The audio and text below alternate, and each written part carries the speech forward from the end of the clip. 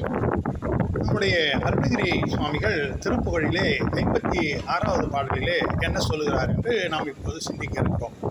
சொல்லுகிறார், கொஞ்சமும் சந்தேகம் இல்லாமல் மனதில் சஞ்சலம் கொண்டுள்ள மாயையிலே தொடக்கத்திலிருந்தே அகப்பட்டவன் நான். சந்தனத்துடன் குங்குமம் இப்படி இவைகளால் சிங்காரம் ஆடம்பரம் செய்து கொண்டு பரபரப்பான களிப்பு ஆனந்தம் கொண்ட மாயினாலே அகப்பட்டவன் நான். இப்படிப்பட்ட அந்த விலைமாதருடைய மார்பு முதலான அங்கங்களின் மேல் உள்ள மோகங்களால் வினாலும் துன்பம் சொல்லாமல் வள்ளல் தன்மை வாய்ந்த கூனி கொண்டார்.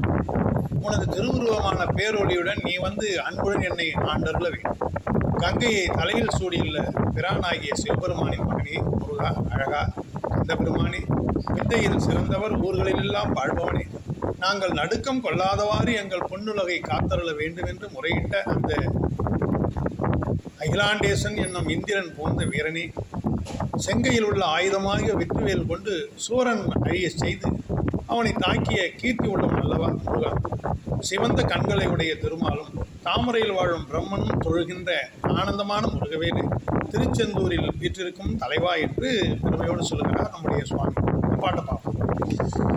சங்கைதான் ஒன்று தான் இன்றியே நெஞ்சிலே சஞ்சலாரம்பமாய சந்தோடே குங்குமாலங்குதாடம்பர சம்பிரமானந்தமாயன் கொங்கைமார் கொங்கை சேரங்கமோகங்களால் வம்பிலே துன்புறாமே வன்புகானின் ஸ்வரூபம் பிரகசங்கோடே வந்து நீ அன்பிலால் வாய் கங்கை சூடும் வீரான் மைந்தனே நந்தனே கந்தனே விஞ்ஞையூராம்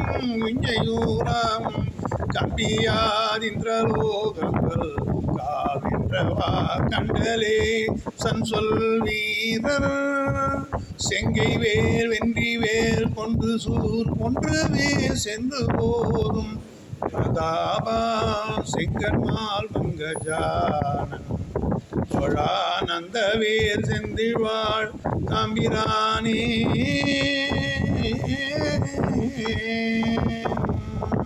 வெற்றிவேல் முருகனுக்கு அரோகரா.